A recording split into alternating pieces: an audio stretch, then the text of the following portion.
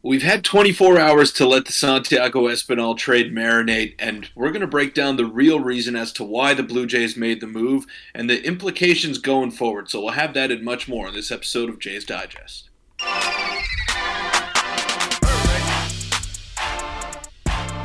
What's up, Jays fans? I'm your host, Peter Vryonis, alongside host Nick Gosse, and I hope you all enjoyed that Shohei Ohtani video that we had early this morning. I thought it was the biggest news of the MLB season. I don't know if anything is going to top that. And Nick, I want the people to let us know if they want to see more Major League focused videos. But this one is going to be all Blue Jays, and we're going to talk Santiago Espinal and why the Blue Jays pulled the trigger on that trade to send him to the Cincinnati Reds. We have our theories. We have our main reason as to why they made the deal. But Nick, it's very interesting, and I'm just wondering what Blue Jay fans are really feeling about this, because it opens up a roster spot. It allows other players that are performing better to make the roster, and it could be hinting towards another move that the Jays could make in the near future here. Yeah, again, we've had some time to marinate it. Some reporters, Ben Nicholson-Smith particularly, has come out and kind of gave some details about it. Before we do, we are less than 100 subscribers away from 12,000. So if you could scroll down and hit that button for us, it would mean the world. And Peter, let's just get into it now. We've had some time to marinate the trade. It's kind of stayed the same for me, but here's what Ben Nicholson-Smith had to say about it yesterday. He said the Espinal move also clears, which is what you mentioned yesterday, but also clears a 40-man roster spot for the Blue Jays, who will need one within the week to select a backup catcher like Brian Serven. If Vogelbach or Votto is on the team, they'll need a second spot. No obvious 60-day injured list candidates, so someone else is likely getting DFA'd or traded. Now, Peter, I'll leave it up to you to kind of decide or discuss who you think will be getting DFA'd or traded at this point. We'll get into, of course, Ernie Clement, who seems to have solidified his spot on this roster in a minute. But this is a good point by Ben Nicholson-Smith. Someone else is going to get DFA'd or traded, so obviously I have another video covering that when it comes out. But who do you think that will be? That's up in the air right now, because obviously Brian Serven is looking like he will be on the team as well for next week because of Danny Jansen's injury. Right, and Danny Jansen's injury is not severe enough, or at least we don't think so, for him to be placed on the injured list. So you would have to free up a 40-man roster spot, which the Blue Jays did with that Espinal trade. But two guys come to mind for me, Nick. One via the trade market and one via DFA, because I believe the Blue Jays have so many infielders. They have so many options that Leo Jimenez, a guy who just hasn't really progressed with the bat as much as you'd like to see, I think he could be a potential candidate to get DFA'd. I'm not sure what his options are looking like, but I just don't think he has a future on this team, considering that they have Bo Bichette for another 2 years. They have Arjun Namala, who may be knocking on the door a bit sooner than we may have thought. And, Ernie Clement is the guy right now to be that backup utility person. So I don't think Leo Jimenez has a role on this team going forward. And the second guy I want to mention is Nathan Lucas, another person who I believe just doesn't have a role on this team. And it's unfortunate because he's playing so well in spring training. He's tearing the cover off the ball. I think he's hitting over 400, if I'm not mistaken, maybe even close to 500. And he's really making a case for a roster spot. He's an experienced guy. He's an older, veteran type of player that a lot of teams could use around Major League Baseball. But unfortunately, the Blue Jays just don't have any room for him right now.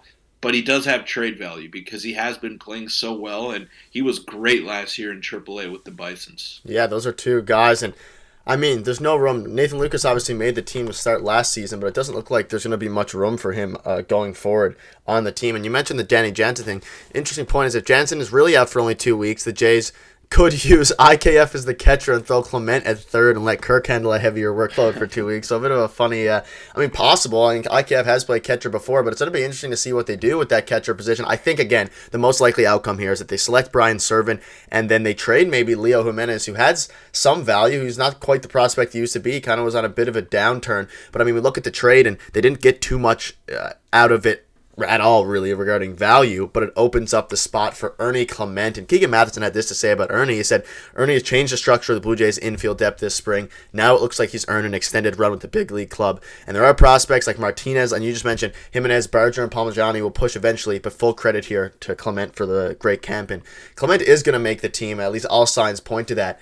What do they do with the for the other DFA? I can't imagine anyone else would in theory get DFA'd besides maybe one of those guys. I would love to see a Leo Jimenez trade or even some other potential players who are just like Nathan Lucas who are logjam. You're not going to get too much value, but kind of like what they did with Espinal. There's a lot. We've spoken to this for a long time. There's way too many prospects that are knocking on the door for the Blue Jays to keep all of them at this point.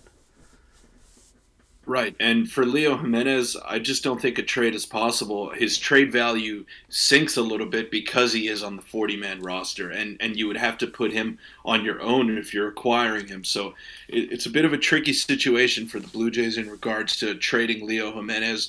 But I believe Nathan Lucas is someone that could really help out a roster and be a great fourth outfielder on most major league teams.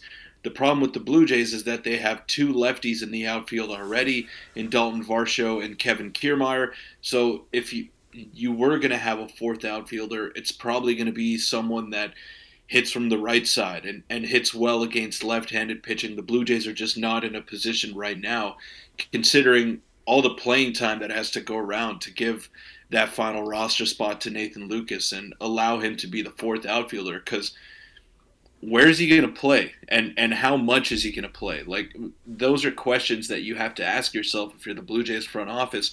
Okay, if Nathan Lucas makes this team, he's probably going to start once every 2 weeks, maybe even at that. And you don't need a defensive replacement because you already have two of the best Gold Glove caliber outfielders in the league. So his value is kind of lost in translation here. So I think he's a prime trade candidate, and it sucks because I like him as a player, but just no room for him on this team. Yeah, either a trade candidate, maybe a DFA, something to give Nathan Lucas a shot here. And regarding Ernie Clement, Peter, I just want to touch on him quickly before we wrap up. I mean, I've been thinking about it even more and more. I'm just happy that he had such a good spring to force the Blue Jays' hand here because, I mean, he proved it in 29 games last season with an 885 OPS. He put up over, I believe it was like a close to a 1 WAR in his 29 games, but he's very good. He's a very good player. He's obviously an older I don't know if you really consider him a prospect anymore, but he's an older player, older prospect, and he completely earned this in spring training. If he went out there and had a poor spring training like Santiago Espinal, they probably would have DFA'd Ernie Clement and rocked with Santiago Espinal because of the past.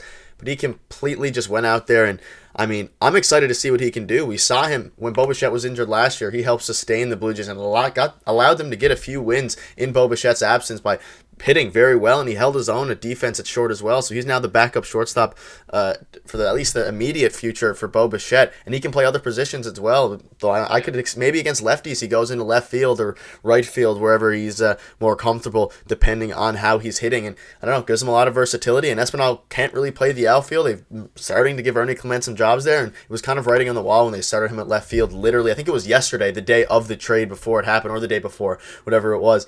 It was writing on the wall, and glad to see Clement get a chance here, even though Espinal was a beloved player for a little bit there. 1,000%.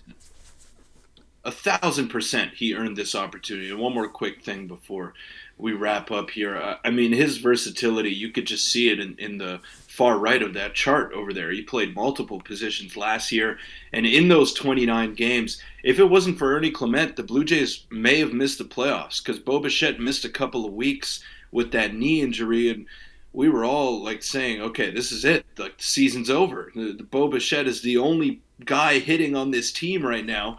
Who's going to step in and fill in at shortstop? It wasn't Espinal. We thought it would be Espinal because he's the one with the track record and he's the one that has played shortstop at the big league level. But it ended up being Ernie Clement, and he was coming up with some big hits. Obviously, the power's not there. He only had that one home run in the 29 games, but still, he's not there for power. He's there to be a big leaguer and just be a solid one at that. And that's exactly what he did last year. So I think what he did last season and the carryover that we've seen into spring training with him, he's 1,000% earned this opportunity to make the opening day roster. And I'm glad that the Blue Jays acknowledged that.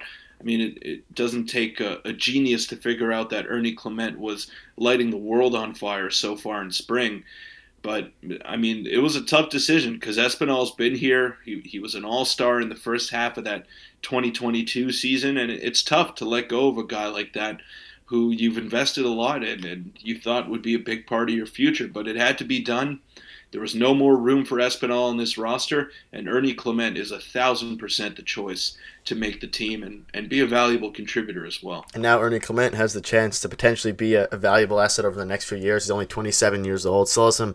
Maybe he will turn a corner late in his career, like we've seen some players do when they've come to the Blue Jays. But let us know in the comments what your thoughts are on all this. That will wrap it up. If you want to check out our video from earlier today, click on your screen now, and we will see you tomorrow.